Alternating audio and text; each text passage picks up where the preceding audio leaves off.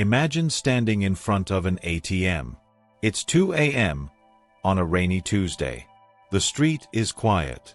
You put your card in, punch in your PIN, and request $500. The machine whirs. The gears grind. And the cash dispenses. You take it and walk away. You think the transaction is over. You think the money has moved. But you are wrong. In the digital reality of the banking system, nothing has actually happened yet. That money hasn't technically left your bank. And it certainly hasn't settled. For the next 2 days, that transaction is a ghost. A promise floating in a digital limbo that the entire global economy relies on. But what happens when that limbo disappears? What happens when the gears don't grind for 2 days, but settle in 2 milliseconds?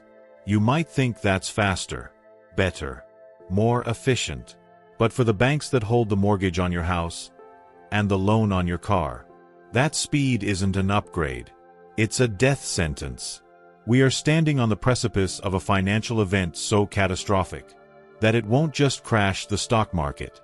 It will dismantle the very architecture of how human beings store value. We aren't talking about a recession. We are talking about the mechanical failure of the banking engine itself. We are witnessing the collision of 2 worlds. The slow, deliberate world of fractional reserve banking, and the light-speed, merciless world of digital settlement. When they collide, the banks you trust today will not survive the impact. They have 4 structural faults, cracks in their foundation, that they cannot fix, cannot hide, and cannot regulate away. And the most terrifying part? The fuse has already been lit. Before we expose the machinery that is about to dismantle the financial systems you rely on, take a second to hit that subscribe button, like this video, and comment, "I am listening," below. This isn't just for the algorithm. It's a signal that you are part of the minority actually paying attention, while the rest of the world sleepwalks into the greatest wealth transfer in history. Lock it in. Because what we are about to discuss is the blueprint of the collapse. To understand why the system is breaking, you have to understand the lie that civilization is built upon. The lie is called the float. For centuries, banking has been a game of time. When you deposit a check, when you swipe a Visa card, when you send a wire transfer to a supplier in China, there is a gap. A gap between when you send the money and when it actually arrives. In the industry, we call this T+2, transaction, plus 2 days. For you, that 2-day delay is an annoyance. But for the bank, that 2-day delay is their entire business model. That delay is where they live. It's where they breathe. While your money is moving, it is actually sitting in their ledger, being leveraged, being lent out, earning interest for them, not you. The banking system essentially relies on the friction of money. They tax the slowness. They monetize the inefficiency. Now, introduce a central bank digital currency, a CBDC, or a highly efficient stablecoin running on a blockchain like Solana or Ethereum.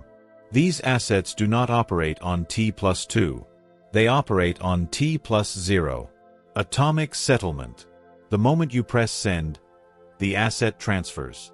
The finality is absolute and instant. This sounds like a technological miracle, but it introduces the first fatal fault, the vanishing of the float. If money moves instantly, the bank loses custody of the asset instantly. They cannot lend what they do not hold. If $1 billion moves through a bank in the morning and leaves by the afternoon, the bank cannot write a 30-year mortgage against that money. The logic of fractional reserve banking. The idea that a bank only needs to keep 10% of your cash and can lend out the other 90%, requires that money to sit still. Digital currency doesn't sit still. It vibrates. It flows like water, finding the highest yield instantly. In a world of instant settlement, the bank is no longer a vault. It's just a pipe. And you cannot build an empire if you are just a piece of plumbing. This is the first crack in the dam. The speed of digital assets strips the banks of their primary leverage, time. They are losing the privilege of holding your money hostage while they gamble with it. But the speed trap is just the opening act. The second fault is much more violent, and it has to do with panic. Think back to the collapse of Silicon Valley Bank. It took 40 years to build that institution, and it took roughly 6 hours to kill it. Why? Because of a group chat. Because of a digital rumor that spread through the tech community faster than the bank's executives could organize a conference call. Now, imagine that scenario in a fully tokenized, digital economy. In the old world, a bank run meant people physically standing in line around the block, waiting for the doors to open at 9 a.m. That physical friction slowed down the panic. It gave the government time to make speeches, to calm the crowd, to print money. The line itself was a buffer. In the digital world, there are no lines. There are no doors. There are no opening hours. A digital bank run doesn't happen at 9 a.m. It happens at 3:17 a.m. on a Sunday, while the regulators are asleep. If you hold a tokenized deposit or a stablecoin, and you see a tweet that the reserves are low, you don't put on your coat and drive to the branch. You click a button. You exit. This is the liquidity drain. In an instant settlement ecosystem, liquidity is not sticky. It is mercenary. It creates a system where solvency is tested every single second of every single day. A bank could be solvent at 12:01 and bankrupt by 12:02 because $10 billion of deposits moved to a competitor's wallet in the span of 3 blocks on the chain. The current banking risk models are based on historical data where money was heavy, slow, and hard to move. They assume that if you are unhappy with your bank, it will take you weeks to open a new account. That switching cost is what keeps you loyal. Digital currency erases switching costs.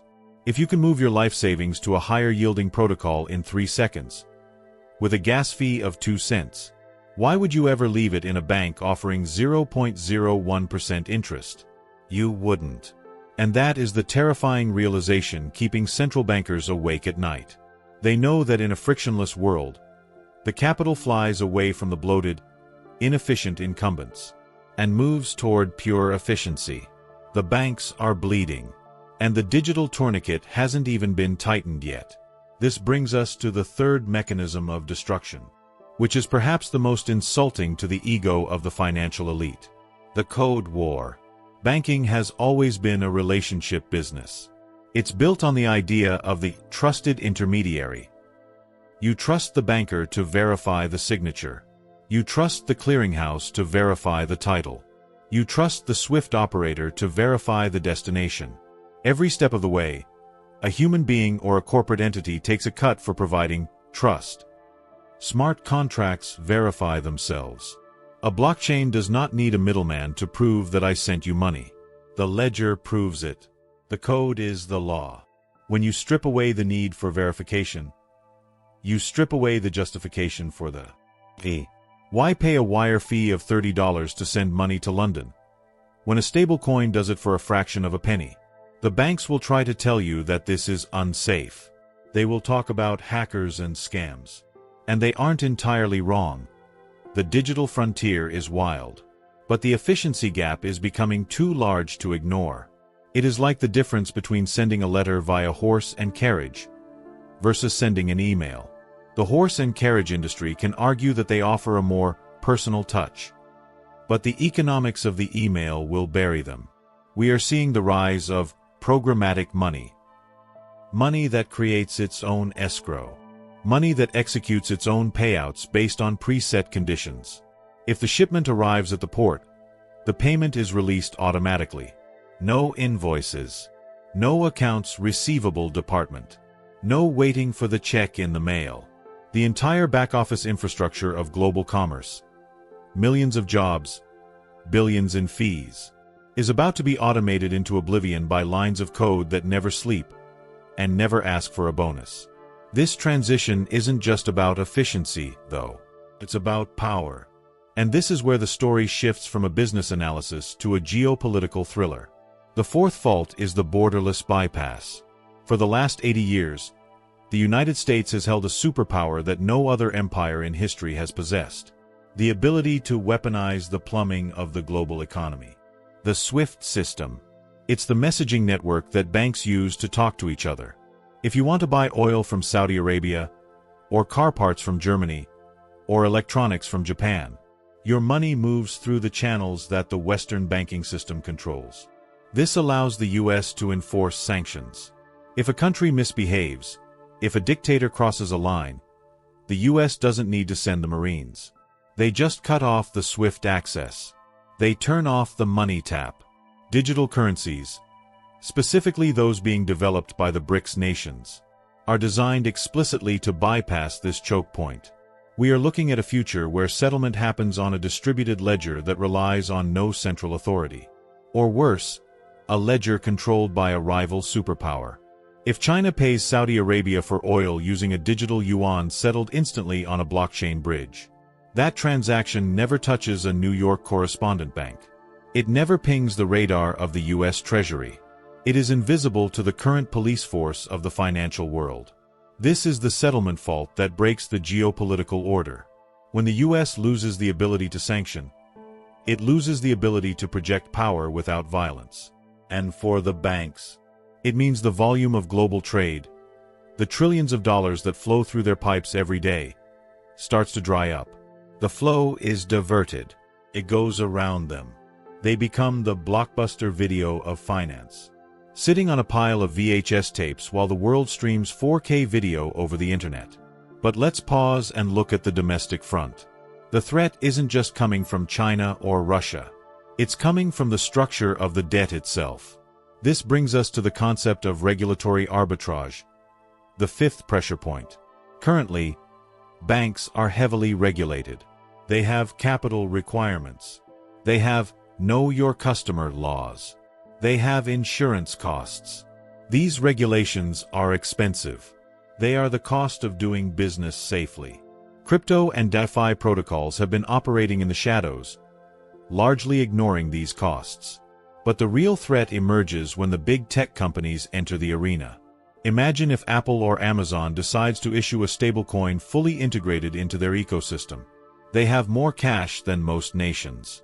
They have more data on you than any credit bureau. If they offer a savings account that pays 5%, funded by their own massive corporate treasuries, and allows instant settlement for any product in their marketplace, the traditional bank becomes obsolete. Why would you keep your money in a regional bank that charges you a monthly maintenance fee, when you could keep it in an Apple wallet that integrates seamlessly with your life, pays you yield, and settles instantly? The tech giants don't need to make money on the float. They make money on the ecosystem. They can subsidize the banking services just to keep you in their garden. The banks are fighting a war on two fronts. On one side, they have the anarchic, fast-moving crypto protocols. On the other side, they have the cash-rich, data-dominant tech giants. And in the middle, the banks are standing there with their marble lobbies and their fax machines, wondering where the customers went. This leads us to the most dystopian of the faults, the surveillance trap. This is where the script gets dark. This is where we stop talking about economics and start talking about freedom. The banks are currently the gatekeepers of your privacy, however flawed that privacy is. But as central bank digital currencies roll out, the commercial banks are being relegated to a service role. In a full CBDC system, the central bank, the Federal Reserve, the ECB, has a direct line to your wallet. The commercial bank is just the interface, the app design. This changes the nature of money. Cash is anonymous. It is freedom. If you have a $20 bill, you can buy a burger, or a magazine, or donate to a cause, and no one can stop you. But a CBDC is programmable. It is code. And code can be rewritten. We are moving toward a system of negative interest rates and expiring money. Imagine the government wants to stimulate the economy. They could issue a digital dollar that expires in 30 days. If you don't spend it, it vanishes. This forces velocity. It forces consumption. But it also destroys the concept of savings. The banks, in this scenario, become enforcers of policy. They are no longer partners in your wealth creation. They are deputies of the state. And if you think this is conspiracy theory, look at the pilot programs happening right now. Look at the programmable yuan. Look at the purpose-bound money discussions in the UK. The settlement fault here is moral as much as it is mechanical. If the banking system shifts from a storage of value to a mechanism of control, trust, the ultimate currency, evaporates. People will flee. They will look for alternatives. They will look for gold, for Bitcoin, for barter, for anything that the state cannot turn off with a switch. This flight from the system accelerates the collapse. As people realize that their digital deposits are essentially surveillance tokens, the off-ramp becomes the most valuable piece of real estate in the economy. The banks, desperate to keep deposits, will have to raise rates, crushing their own profitability, or demand draconian capital controls to stop you from leaving. Now, let's go deeper into the mechanics of the run. You need to visualize the balance sheet of a modern bank to understand why this is mathematically inevitable. A bank's balance sheet is a fiction. On the asset side, they have long-duration loans. Mortgages locked in for 30 years at 3% or 4%. On the liability side, they have your deposits, which you can ask for back at any moment. This is a duration mismatch. In a stable world, it works because the law of averages says not everyone will ask for their money back at once. But we just established that digital settlement creates a herd mind. When the herd moves, it moves as one. If interest rates rise, as they have, the value of those old 30-year mortgages plummets.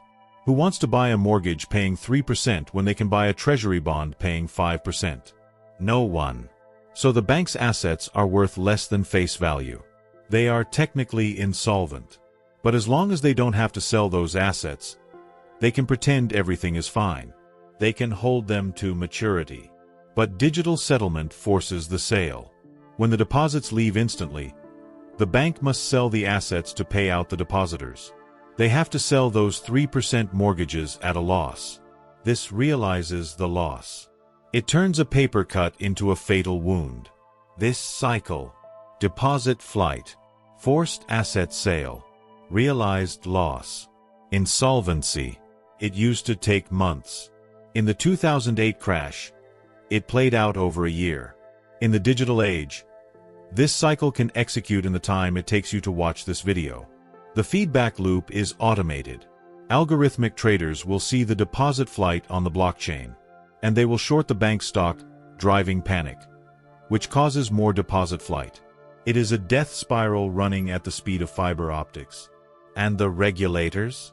They are bringing a knife to a nuclear gunfight. They are talking about circuit breakers and halting trading. But you cannot halt a blockchain. You cannot close the lobby of a DeFi protocol. If the traditional system halts withdrawals, it only proves the critics right. It's not your money.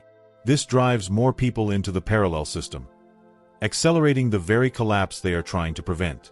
We are seeing the bifurcation of the economy. On one side, the white market. Highly regulated, surveilled, slow, CBDC-based, controlled by the state and a few megabanks. On the other side, the gray market. Decentralized, instant, private, volatile, running on crypto rails. The friction between these two tectonic plates is where the earthquake happens. And you, the average account holder, are standing right on the fault line. Let's look at the psychology of the user experience, which is often overlooked in economic analysis. We have an entire generation, Gen Z and Alpha, who have never written a check. They have never walked into a bank branch to speak to a manager named Bob. Their concept of value is digital skins in Fortnite, Ethereum in a MetaMask wallet, and Venmo balances. To them, the idea that a bank closes at 5 p.m. and on weekends is not just inconvenient. It is absurd. It is a technological failure. As this generation accumulates wealth, or inherits it, they will not tolerate the friction of the legacy system. They will move capital to where the user experience matches their digital expectations. This demographic shift is the slow-burning fuse. The banks are doubling down on branches and advisory services for boomers, while the future capital base is looking for code-based autonomy. The banks are optimizing for a dying customer base while ignoring the rising one. Now, consider the seventh and final fault: the new feudalism of infrastructure. In the old world, the infrastructure of money was public utility-esque. The Fed wire, the ACH system. It was boring, shared plumbing. In the new world, the rails are owned by private entities or decentralized protocols. If the global settlement layer moves to a blockchain, who owns the governance token? Who controls the upgrades? We are moving from a system where money is a sovereign public good to a system where money is a product managed by DAOs or corporate consortiums. If JP Morgan, BlackRock, and a few others launch a unified ledger, they aren't just banks anymore. They are the issuers of the physics of money. This consolidation means that the community bank, the credit union, the small regional lender, they are dead. They cannot afford the tech stack. They cannot afford the settlement speed. They will be swallowed up. We are looking at a future with maybe 3 or 4 megabanks that are essentially arms of the government, and then a decentralized ocean of protocols. The middle class of banking is gone. Why does this matter to you?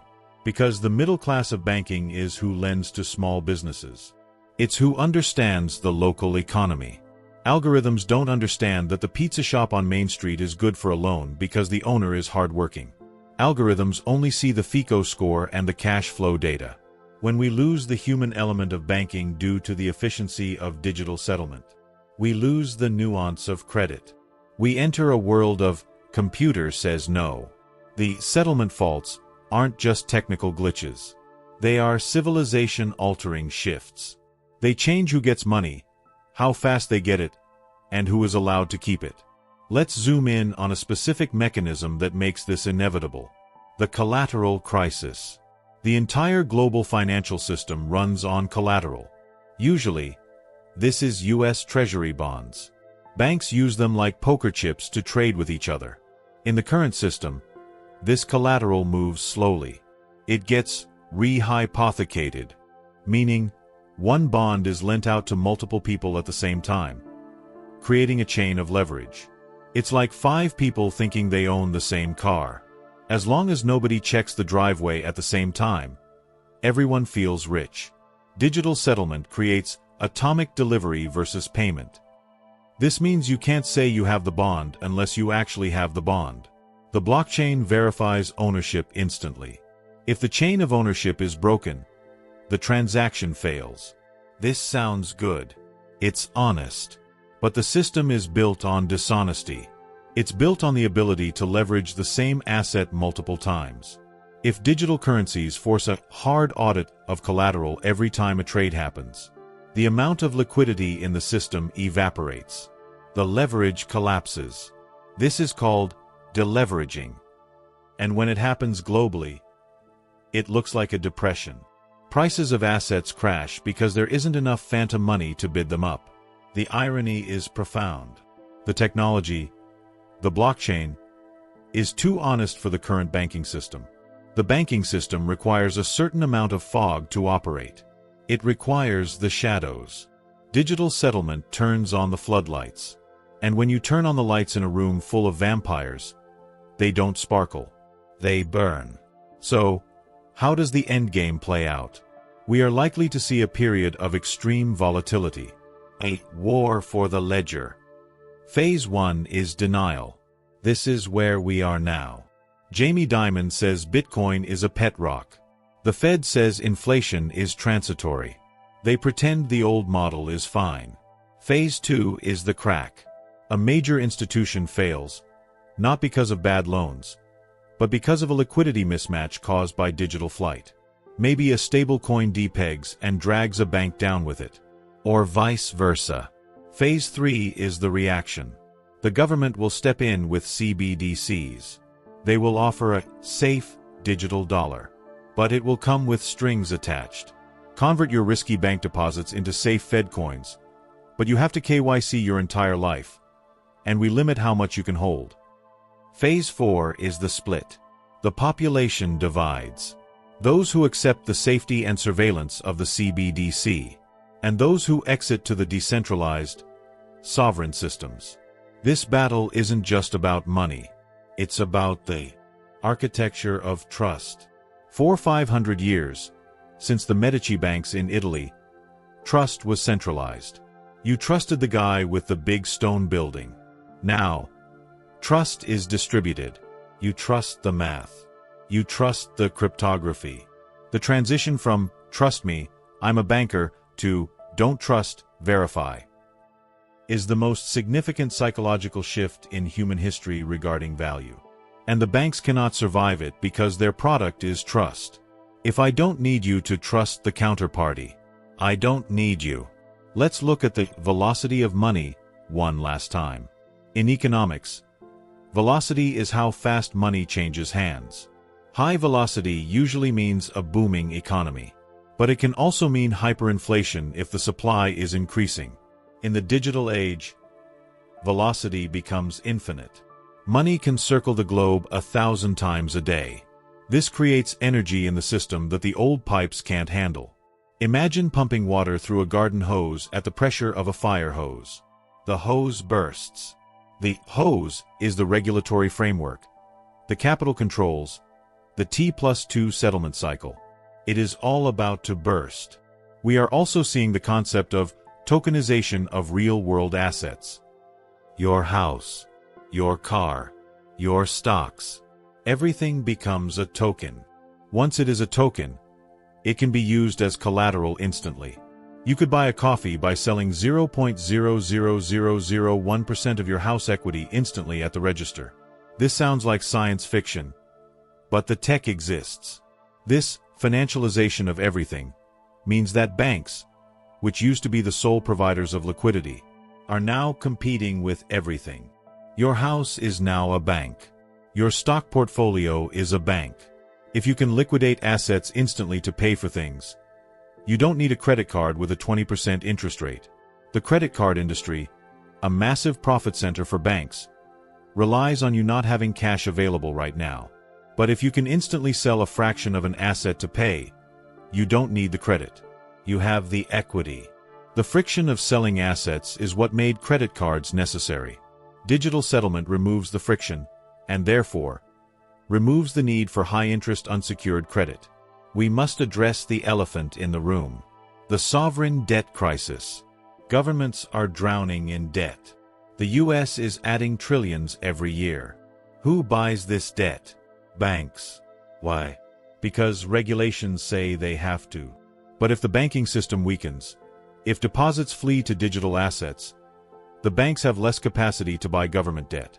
If banks can't buy the debt, the central bank has to buy it. This causes inflation. Inflation makes people want to get out of cash and into hard assets like Bitcoin or gold. This drains the banks further. It is a feedback loop from hell. The sovereign bank nexus is the suicide pact of the modern economy. They go down together. Digital currencies offer the lifeboat, but the lifeboat isn't big enough for the state. It's only big enough for the individuals who move first. So, what is the settlement actually settling? It is settling the score between the past and the future. The 4 faults we discussed. 1. The speed trap. 2. The liquidity drain. 3. The borderless bypass. 4. The surveillance conflict. These are not separate issues. They are 4 sides of the same box that the banks are trapped in. There is no way out. If they innovate and adopt crypto, they cannibalize their own profit margins. If they fight it and ban it, they lose the customers to the offshore systems. If they do nothing, they die of attrition. It is the classic innovator's dilemma, but applied to the entire monetary supply of the planet. As we near the end of this analysis, you need to ask yourself, where is your value stored? Is it in a promise? Or is it in a proof? The bank account you look at on your phone screen is just pixels. It is a database entry managed by a legacy institution running on COBOL code from the 1980s. leveraged 10-1, holding assets that are underwater, backed by a government that is insolvent. That is the reality. The alternative is volatile, scary, and technical, but it is honest. A blockchain doesn't lie about reserves. A smart contract doesn't play golf with the regulators. It executes. The banking system isn't breaking because digital currency is attacking it.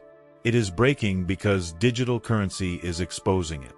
It is exposing the inefficiency, the rent-seeking, and the fragility of the float. The light is hurting the eyes of the beast. We are heading toward a future of free banking in the digital sense. Not free as in no cost, but free as in open. Anyone can spin up a node. Anyone can be a bank. This democratization is terrifying to the elites because it removes the gatekeeper. But for you, the individual, it is the ultimate opportunity. But only if you understand the language of the new world. If you rely on the bank to translate for you, you will be lost in translation. You will be the one holding the bag when the float disappears and the settlement finalizes. The window of opportunity to position yourself is closing. The regulations are coming. The walls are being built to keep capital inside the legacy system. The exit sign is still lit, but it's flickering. When the history books are written about this decade, they won't talk about stock market corrections. They will talk about the great settlement. The moment when the world moved from credit-based money to bearer-based digital assets. The banks are the typewriter manufacturers in a world that just invented the word processor. They can polish the keys. They can market the nostalgia. But they cannot stop the efficiency of the new medium. The ink is dry. The float is gone. The settlement is here. This battle between the old ledgers and the new code is the defining conflict of our financial lives. It determines who owns the future. Will it be the decentralized many or the centralized few? Will money be a tool of freedom or a leash of control? The answer isn't decided by them. It's decided by where you choose to put your energy, your focus, and your capital. The system only works if we all agree to pretend it works. That agreement is breaking. If this video woke you up, if it made you see the invisible cracks in the marble floor of the bank, then do not go back to sleep. The next crisis will not be a warning. It will be a result. Thank you for watching. The world is changing faster than the news can report it. I'll see you in the next video. Let's pause the theoretical timeline and look at the plumbing in forensic detail. We need to dissect the anatomy of a transaction to truly grasp the magnitude of the breakage. Consider the credit card swipe. You buy a coffee for $5. You swipe. The terminal beeps. You leave. In your mind, you paid $5. In the merchant's mind, they sold a coffee. But behind the curtain, a chaotic dance begins. The merchant's bank, the acquirer, talks to the network. Visa or MasterCard, which talks to your bank, the issuer.